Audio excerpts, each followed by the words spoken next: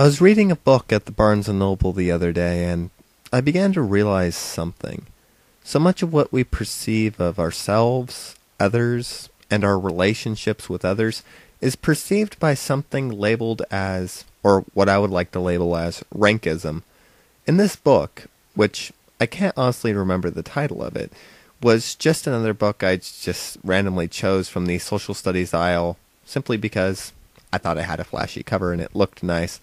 What I ended up observing from the author's message, however, quite surprisingly, is a message that should be quite obvious, at least to me, but seems to slip past my mind so very often, which is to say that almost every single element of our lives is ranked, and very few individuals tend to see past whatever rank you have been labeled as, or another person has been labeled as. Let's say that you're working for a company. Really, any company will do, as the experience is often the same. More often than not, the boss tends to think that he's above his employees, not only because of his position of responsibility, but simply from the fact that he now manifests his position personally. It's a point of pride, and he tends to look at the book clerks or coffee makers or just generally those working around him as lesser beings. This isn't the case always, as occasionally you do find an individual who's compassionate with those around him, regardless of whether they are under his perceived occupational or social class at all. It's funny because it was after reading this that I really began to consider how immediately I would jump to conclusions about individuals around me, most importantly, my neighbors and coworkers. Oftentimes, if someone is more privileged than me, and generally has more money, and is able to go to school without a hitch, and is able to afford really nice tutoring services, and can play the piano, and is more worldly, there will be a bit of jealousy coming from someone that is beneath him. I start to see him as being more than me. And so suddenly I feel lesser and that I shouldn't even demean him with my presence. It's that sort of social barrier. The same could be said for people who have been ground through the dirt and have been spat out by our current economic woes. I can't help but think, in the darkest place of my own being, that somehow karma did justice to that person, and that I would rather associate myself with someone more within my own standing of rank. This feeling isn't overwhelming, and it certainly is selfish and self-centered and kind of sick, really.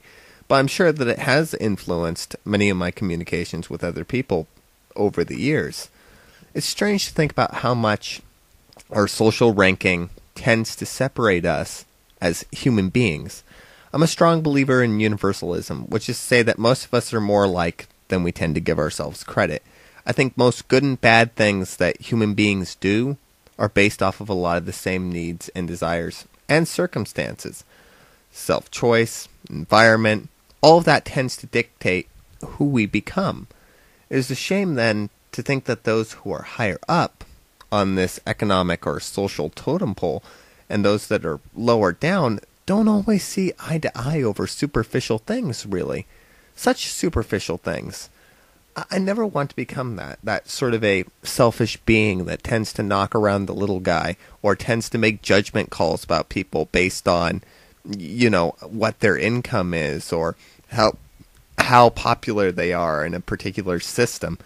That is assuming I ever do become the bigger guy, but I think we're all guilty of rankism at one point or another, as that particular term was called within the book, rankism.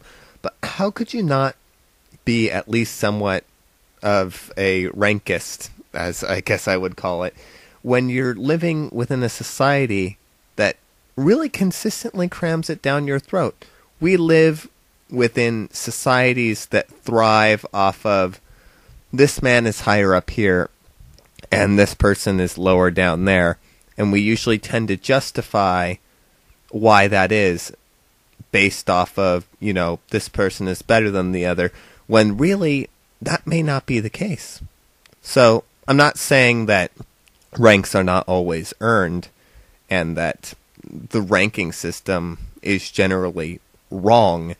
It's just that sometimes you have to give some consideration to the fact that maybe there's more to each story than you tend to give it credit.